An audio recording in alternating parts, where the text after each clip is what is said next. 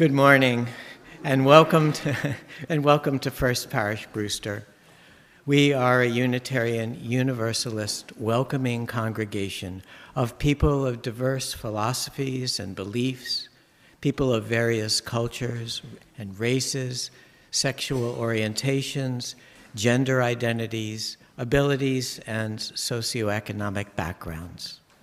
Whoever you are, wherever you are on your path, may this be a place of rest and restoration on your journey. I am Chuck Medansky, happy to be welcoming you to worship today with my wife, Wilderness Sairchild, and our pianist, Lucy Banner. Woo, and Kaisa.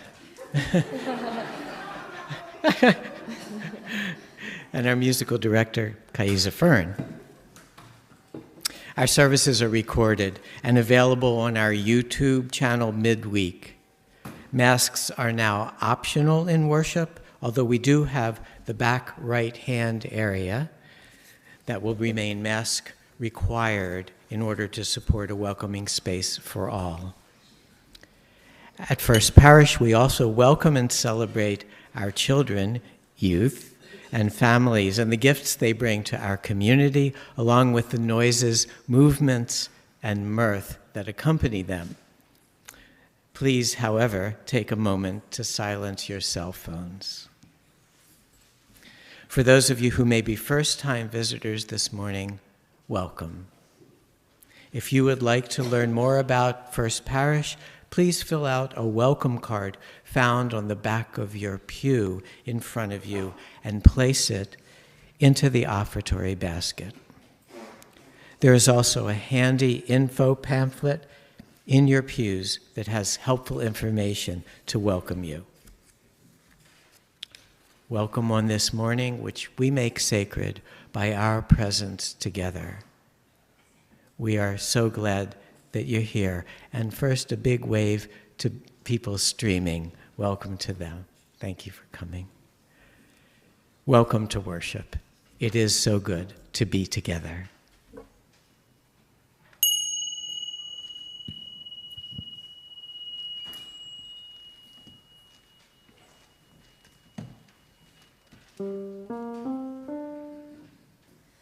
Birds flying high, you know how I feel. Sun in the sky, you know how I feel.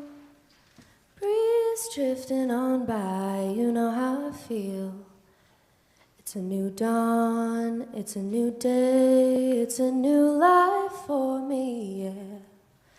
Ooh,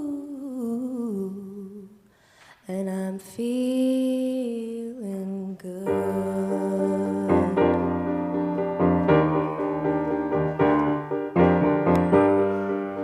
Fish in the sea, you know how I feel. River running free, you know how I feel. Blossom on the tree, you know how I feel. It's a new dawn, it's a new day, it's a new life for me, and I'm feeling good.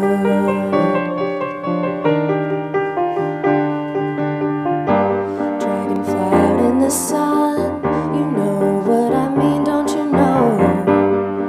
Flies are having fun, you know what I mean. Sleep in peace when day is done, and that's what I mean.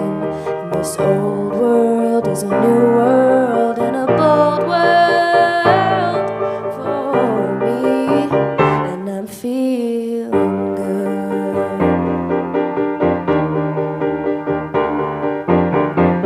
Stars, when you shine, you know how I feel.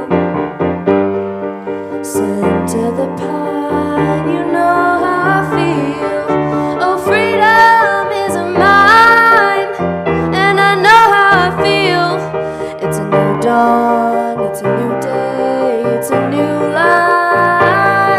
It's a new dawn, it's a new day, it's a new life for me.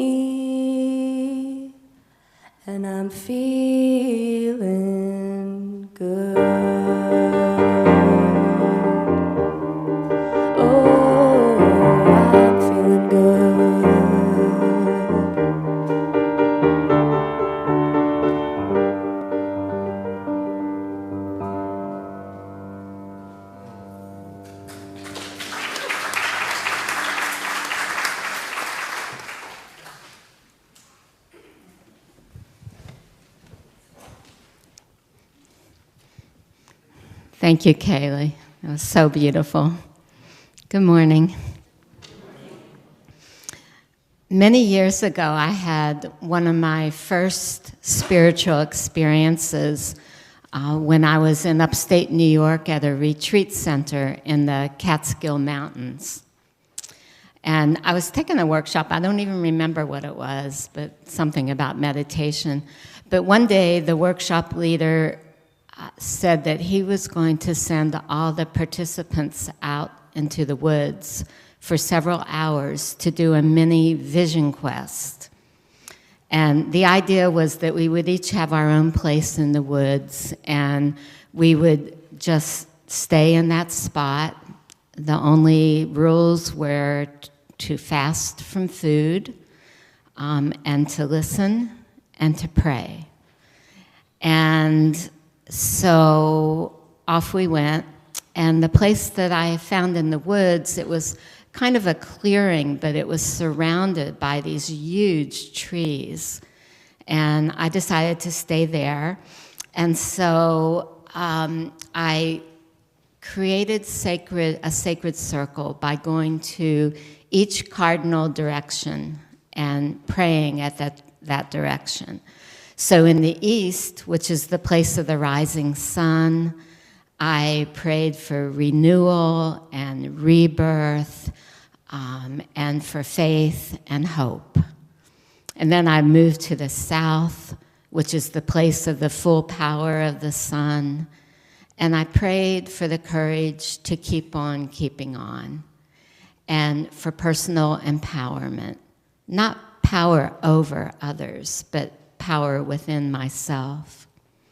And then I moved to the west, the place of the setting sun, and prayed for wisdom that comes from long experience, and prayed for the grace to enter into my own setting sun when the time came, my own death.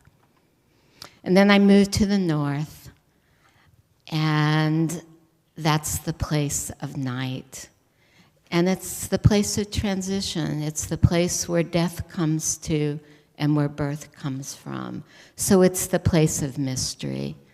And I pray to be open to that mystery. And I prayed to the sky above and the earth below. And then I just sat. It could have been minutes. It could have been hours. Time stopped. And eventually the bell rang, and I went back to the cardinal directions and thanked the guardian spirits of the land for welcoming me to her space. And as I was leaving with my back turned to the circle, I heard this very loud, audible, amen. And I was like shocked. And I turned around really quickly back to the circle, and I was like, who is hiding here? Who has been watching me this whole time? And I looked all around, and I looked in the woods beyond the trees, and there was just nothing there. And in that moment, I believed that I heard spirit. And isn't that one reason we come to church? To hear and feel the invisible spirit that weaves through this sacred space and into each of our hearts, joining us as one. Can I hear an amen? Amen. Amen. Please rise in body or spirit. And the hymn has the wrong number in the program. It's actually hymn number 38, Morning Has Broken.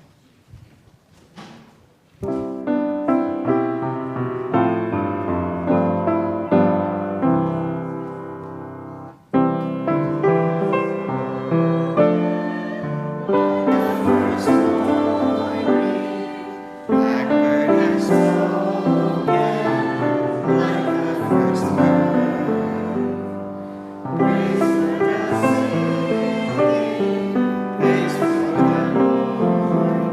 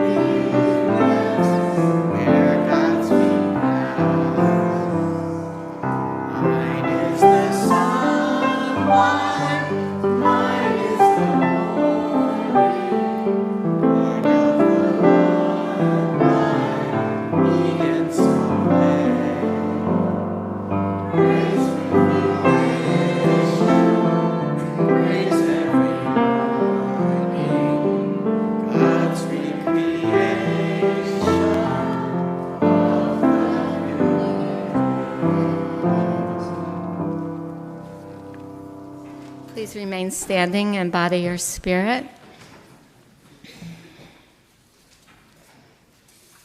We light our chalice today to honor the spirit of love, compassion, and courage that comes to us in stillness, that unites us no matter the obstacles, and strengthens our commitment to working for peace and justice within our own hearts, in our communities, in our country, and in the world.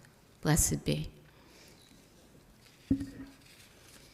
We believe in love. Love is the doctrine of this church. We believe in truth.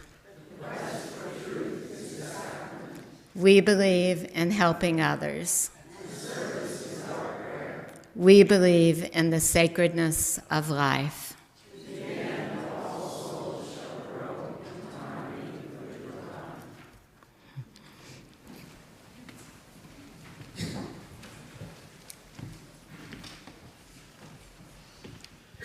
So, once upon a time,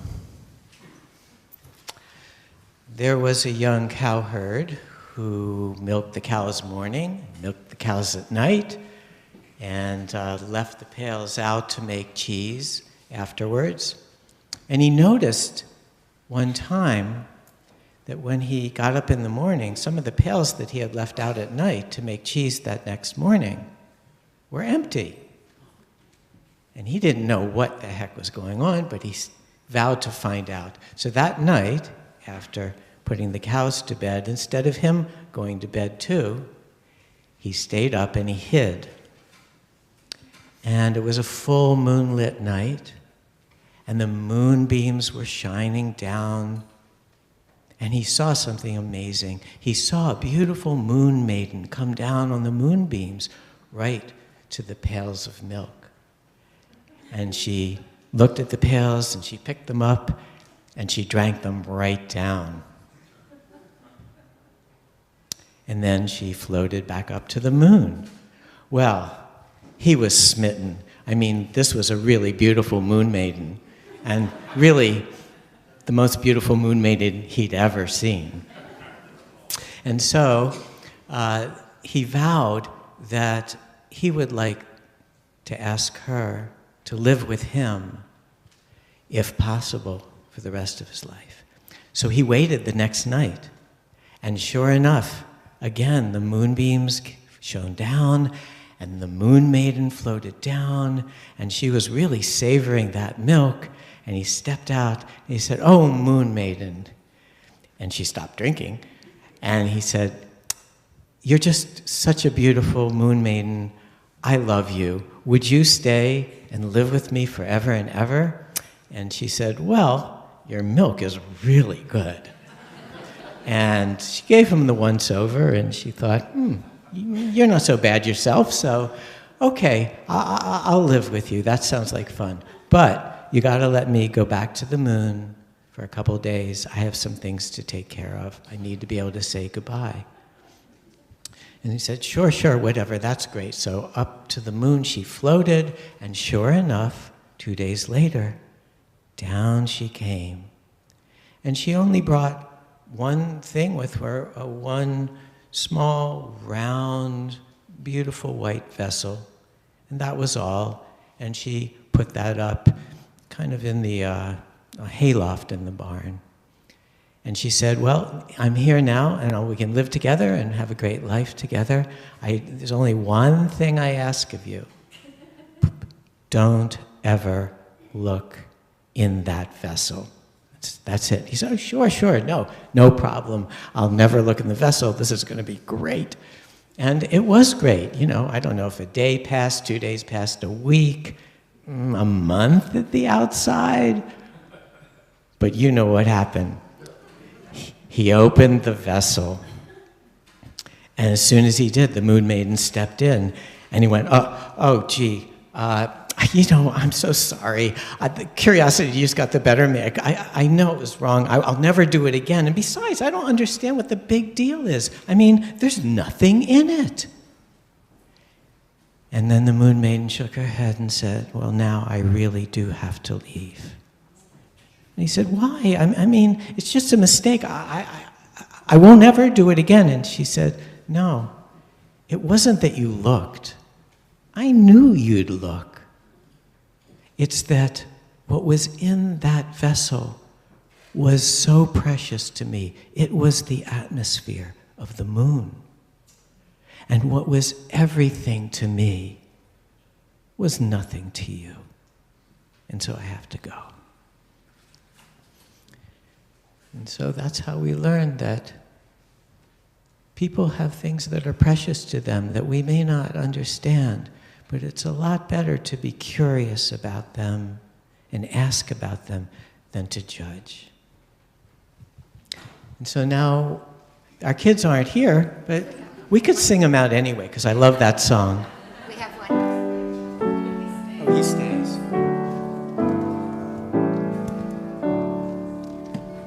Children, may you go now.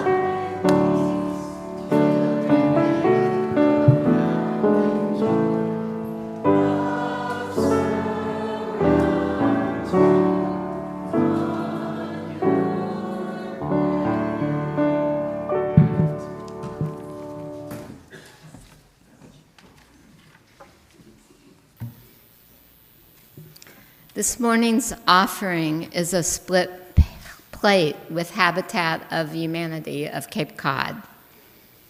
Habitat for Humanity has developed over 180 affordable homes on Cape Cod.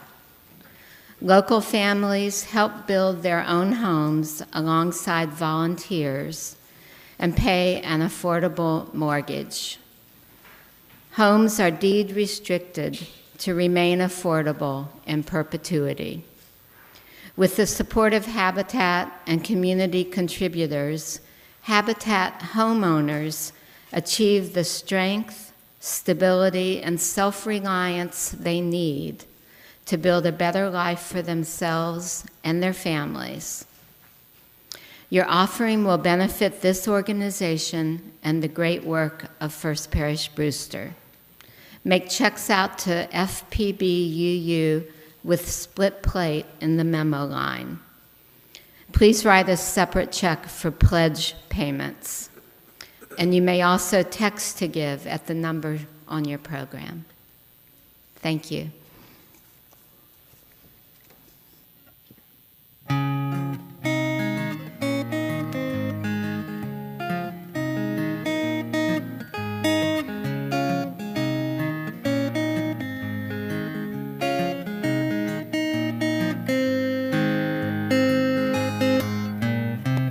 Slow down, you move too fast. Got to make the morning last. Just kicking down the cobblestones, looking for fun and feeling groovy.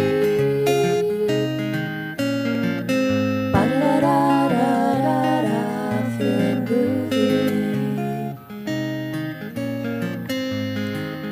Hello lamppost, what you knowin'? Come to watch your flowers growing. Ain't you got no rhymes for me? Do-do-do, feeling groovy.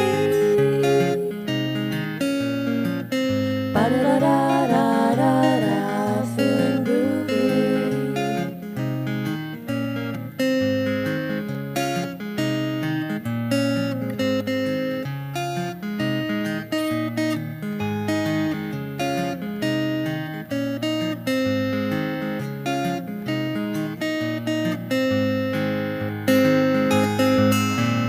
No deeds to do, no promises to keep. Dappled and drowsy and ready to sleep. Let the morning time drop all its petals on me. Life, I love you, all is groovy. Ba-da-da-da-da-da, feeling groovy. Ba-da-da-da-da-da, feeling groovy. Ba-da-da-da-da-da, feeling groovy.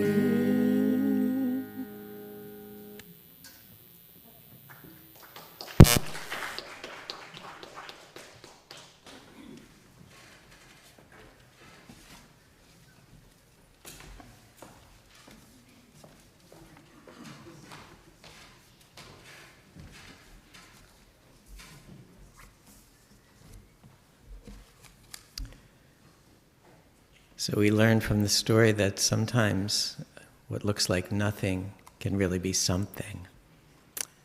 And doing nothing can be an invitation to come into stillness, to notice whatever comes up within and around us, and to let it be what it is, to stay calm as we notice it, and to let go of judging it. Doing nothing can also drive us nuts, make us antsy, send us into the future with worry or into the past with regret. It can make us tense and fidgety. So in the spirit of meditation and doing nothing, we invite you to sit now in the silence that follows and just notice what comes up, who and what you are, doing absolutely nothing. The gift of this is that you get to notice the liking and disliking machine we humans are, and you also get to notice the one who can give it all loving attention, no matter what. So I invite you to take a few deep breaths. Settle in, maybe close your eyes or cast your gaze downward. But relax and just be. The silence is going to last longer than usual, so enjoy, or not.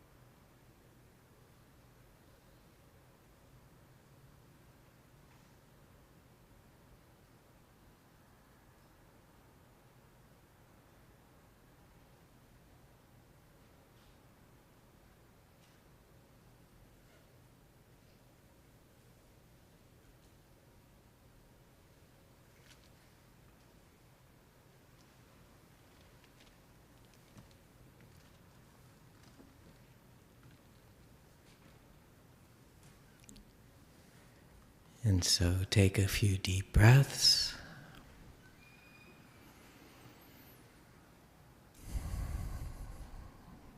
Gently come back to the room. Feel your feet under you, the chair, the pew underneath of you. Wiggle your fingers and toes a bit. And whether that was the best thing since sliced bread or a terrible ordeal, just take another deep breath and let that all go.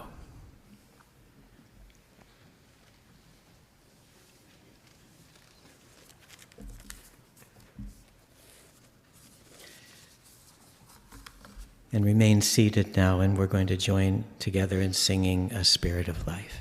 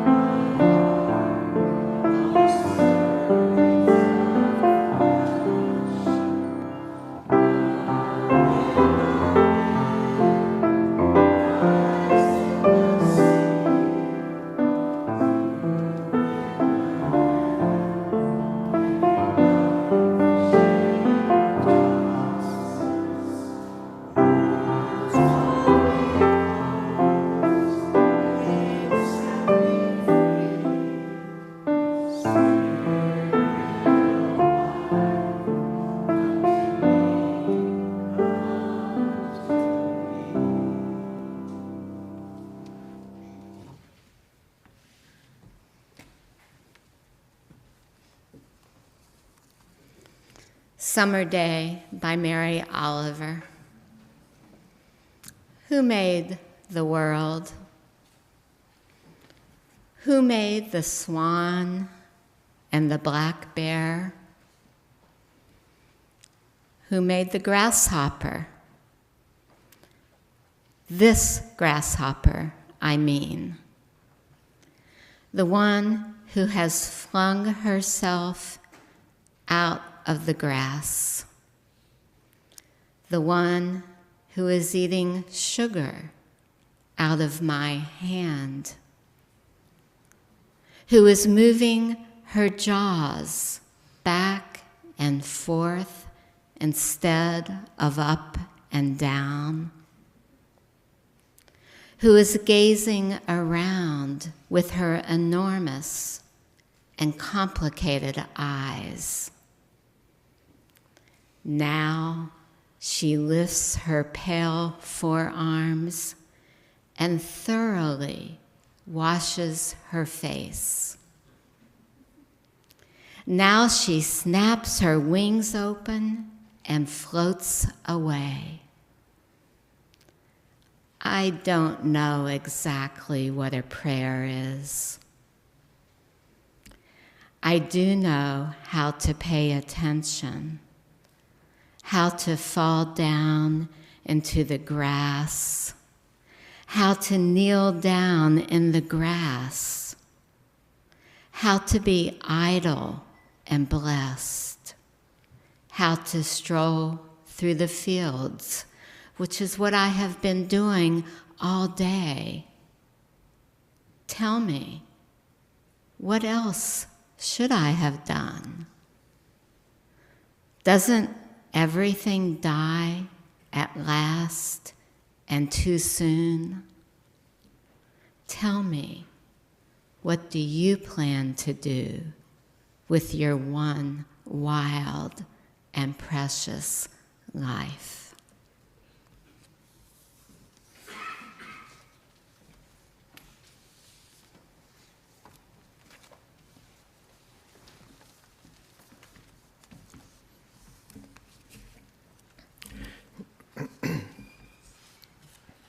One of my favorite poems is by Theodore Roethke, called What Can I Tell My Bones? And my favorite line in the whole poem goes, I recover my tenderness by long looking. I recover my tenderness by long looking. That's a promise worth its weight in gold. Wilderness and I spent this past week in the dunes in Provincetown, in a dune shack maintained by the Peaked Hill Trust.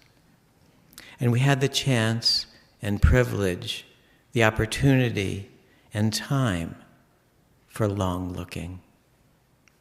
First and foremost, that meant slowing down, which is, after all, how we got here in the first place. Stardust slowed down and collected into this planet. Atoms slowed and layered into life. Glaciers slowed and left behind the ridge of rubble we know as Cape Cod. Grains of sand slowed and fell out of wind and water to create beaches and dunes. Grasses, fed by the slowing wind, slow the movement of those dunes.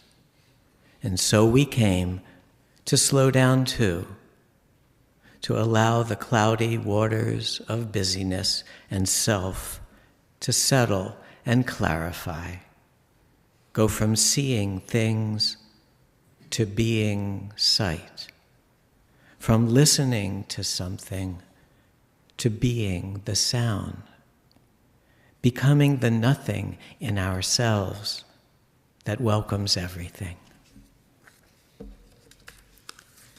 This week out there were lots of these light green caterpillars inching their way over everything. They were kind of pretty, with yellow stripes and a pair of black spots on every segment like Mickey Mouse ears. And they were tender. They looked tender, like the firstborn spring leaves on seedlings. And they felt tender. I often had to move them out of harm's way. And they were vulnerable. They'd collect in every track in the sand, whether made by a mouse, a coyote, a human, and just writhe in the heat. They couldn't seem to get out once they'd fallen in, or they'd be climbing higher and higher on a doorframe, reaching out for something to eat, something that wasn't there or even remotely close. And it reminded me of us, you and me, caught up in events made by forces larger than ourselves that we can't seem to get out of, writhing in collective pain, or looking for something, love, comfort, God, in precisely the wrong way or place. Things are stark in the dunes, and it's very humbling, like the heat. There's no AC, and once the wind had cracked our beach umbrella in half, we had to follow the example of the toads around us and crawl under the sizzling shack to get out of the sun. As the old saying goes, in heat, God is shade. The sheer volume of sand beneath us, the tonnage of water in the sea, the space of sky in the sky, are all physically palpable and awesome out there. If you've ever been swimming in a pond and ventured out far enough that all of a sudden your body just knows that you've moved above deep waters, it's that kind of awareness you're surrounded by. And everything is following the eternal laws, always changing and renewing, the true and ancient beloved community. It's a good kind of humbling. You know the cliched image of someone crawling through the desert, thirsting for water? Water in the dunes is an amazing miracle and another kind of humbling. We utterly depend on the earth and each other. There are no taps. You can't drink the sea. Thank God for the nothing, the little empty spaces between the sand grains that let the water collect below, for wells that create an empty space for that water to flow into, for the 4 billion years of evolution that led to hand pumps, which create a vacuum, another kind of nothing that sucks water to where we can drink it. And all the while, the salt spray rose impossibly green. The seaside goldenrod, the sharp, shiny beach grass look on, nodding sagely in the breeze, having solved this particular problem of thirst, some 400 million years ago. Slowing down, being humbled, becoming grateful, these are some of the gifts of our time in the dunes. Whales were breaching and blowing every day. Terns and towhees, gulls and mockingbirds sang their ancient songs. Coyotes howled and yipped at night. The moon grew fatter, while the rain we longed for only teased us.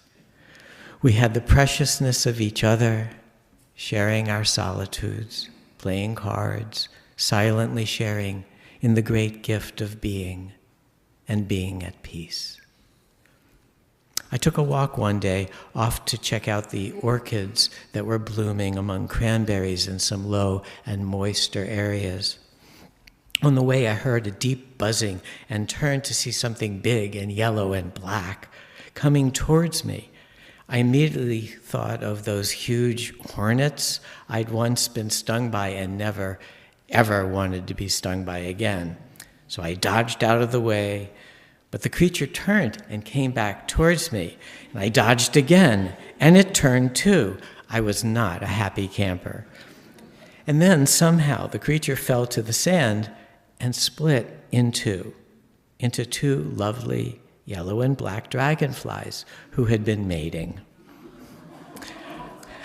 I guess they were hoping to latch onto something not as sizzling as the sand. The experience reminded me of a couple of things. How easy it is to lose my tenderness, to see the world out of my history and self-protection instead of taking in what's actually happening. To remember with compassion the 6-year-old I once was who got stung by a whole nest of wasps, and to laugh at this great nature-loving lyrical poet flailing and swearing and falling on his ass in the sand over a couple of harmless insects.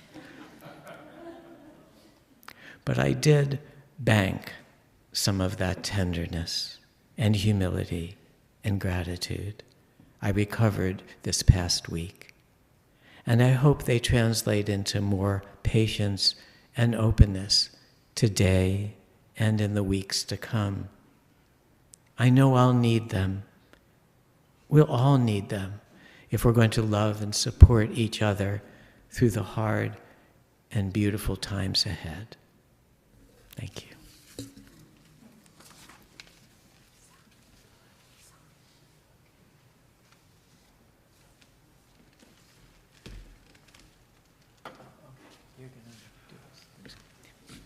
So I'm going to ask you all to rise in body or spirit.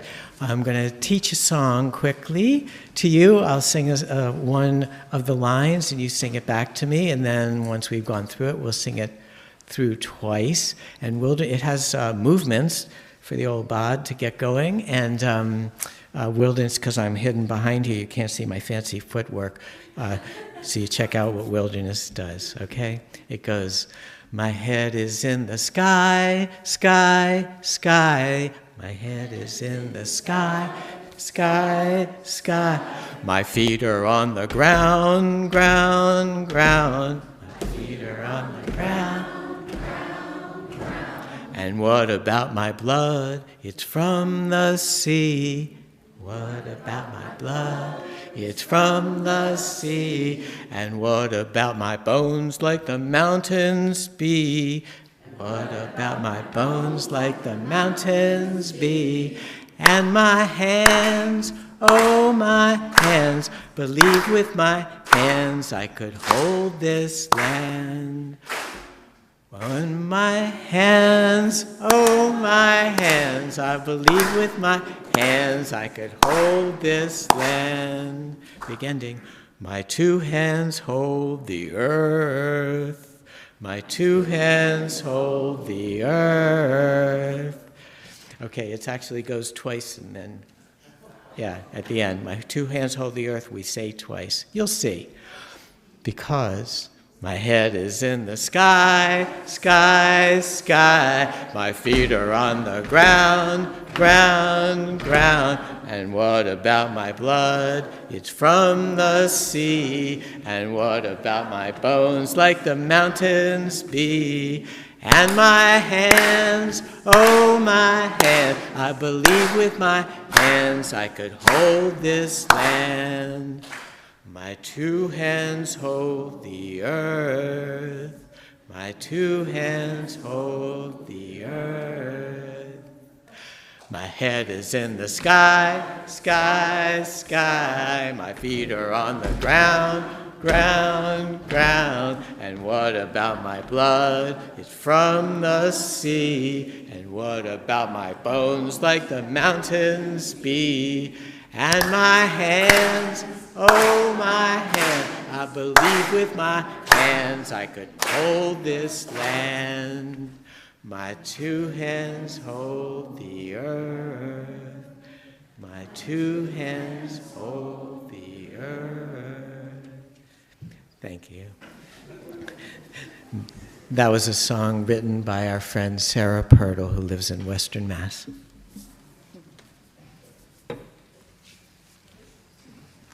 What Chuck didn't tell you is that Sarah Pirtle introduced us to each other 42 years ago? Yep. 43. My homily this morning will be interspersed with some poems that I wrote when we were out in the dunes this past week. Poem number 1, Be Here Now. What brought me here?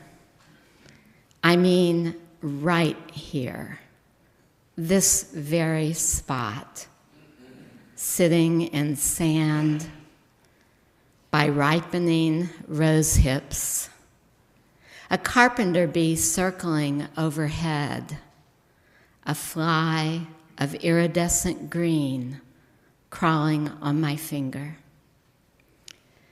Sitting on the deck of my dune shack, I call it mine, but really, I have become hers. And a week has widened into a lifetime. No before, no after, just these 7 days. I mean this day. I mean this moment. I am brought to the essential. Pump water, sweep floor, sun, sweltering sun, wings, bones, stones, sky, blue, black, gray, all quiet but for waves, wind, buzzing dragonflies, song of a goldfinch. I look at my skin becoming more like sand each day, dry and gritty. I am waiting for seagrass to sprout between my toes. End of first poem. Yesterday we returned from 7 days in Euphoria, the name of the shack Chuck spoke of in his homily. When most people think of Provincetown, they think party town, prancing drag queens, the thumping beat bursting onto sidewalks from afternoon tea dances, slick bodies everywhere, and every kind of attire, or hardly any attire at all. But once you cross Route 6 at Snell Road and walk into the Peaked Hills, you are in a different world altogether. Miles and miles of sand dunes, easy to get lost in. Our shack is on the back shore of the Atlantic Ocean. Every day we are rewarded by frolicking whales, whooping it up in the surf. Rarely do we see another human, especially this past week when the sun sweltered and access to the beach was denied in deference to the piping plovers with their nesting. I wanted to write a homily for today about stopping the world for a week, about doing nothing except the basic necessities: chop wood, carry water, take care of bodily functions. I wanted to spend the week meditating, walking, reading, and writing poetry. I wanted to be inspired by this immersion in nature. I wanted to convince you also to take the time out of your busy lives to do nothing. I wanted to inspire you like I had been inspired. I wanted you too to see the something in doing nothing. But the heat, oh my God, the heat. I couldn't get away from it. No shade trees out there. It was difficult to think, difficult to write. Too hot to hike, too hot to nap. I couldn't jump into the ocean because the beach was closed to all but piping plovers. Poem number 2. Time has stopped out here. 7 days feels like forever. I have made friends with wind, which is usually too chaotic for me. But without her breeze, I would surely melt. Normally, my best friend forever is the sun. This week, she has challenged my loyalty. I want water to be my friend, but the beach is closed and the rains won't come. Thank goodness for the full well with its iron sediment. Sand rules the earth here. I sink into it, slog through it, carry it with me into my shelter where it inadvertently ends up in my bed. There are spirits that hover day and night. The old-timers who built these shacks, made art, made love, wrote plays, poems, books. Peg, Margot, Frenchie, Bird Charlie, Hazel, Ray, Eugene, Mary O. I am held in their grace. End of second poem. What I could do was look, and it never ceased to be stunning. I could listen to the wind singing through the beach grass. I could give up all my wishing it would be different than it was and surrender to what is. Meanwhile, the rose hips are ripening for next winter's jam. The sky is calm and blue. The sea, a godsend for whales, seals, sharks, dolphins, and all water inhabitants. The half moon shines orange in the night sky when I wake up at 2 a.m. to go outside and pee. Every morning and evening, the sun reenacts her drama of fire. In spite of myself, I realize I am content. Poem number 3. All day and all night, I listen to the wind divulge her secrets. She sings, she roars, she whispers. Thank Goddess in this sweltering heat, she never shuts up. She is the constant breath that breathes me, that cools me, that lulls me to sleep and wakes me to life. End of third poem. For 1 week, while the world continued to reverberate with violence and injustice, I left it behind to gather my strength, to return rested, ready once again to practice love in action, and when I fail, to rise and begin again. Last poem. Belonging to sand. Time stops here. Seagrass sprouts between my toes. Whales breach on my tongue. Terns perch on my nose. Salt water swims in my eyes. Like the sand-bleached coyote's skull, I too can imagine decaying out here until all that is left are white bones and the ghost of a satisfied sigh.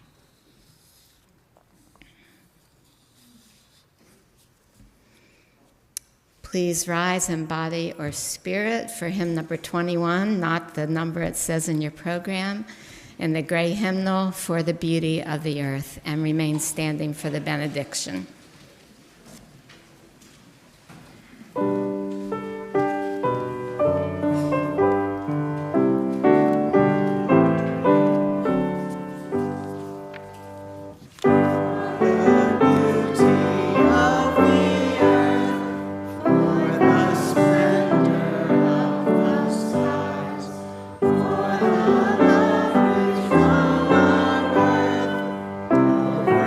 and around.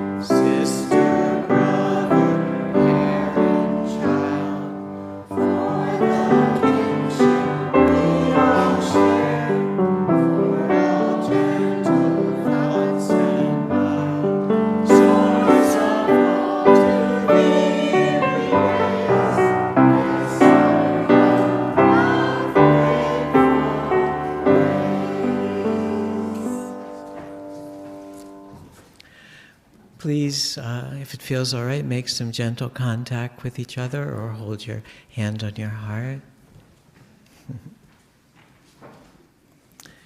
In an age of speed, nothing could be more invigorating than to go slow. In an age of distraction, nothing can feel more luxurious than paying attention. In an age of constant movement, nothing is more urgent than sitting still. My friends, we invite you to stop and do one thing today by yourself without distraction and with full attention, whether eating, reading, or simply being still. Savor the moment. Go in peace. Please enjoy refreshments and community with one another out on the plaza outside. Blessed be. Blessed be.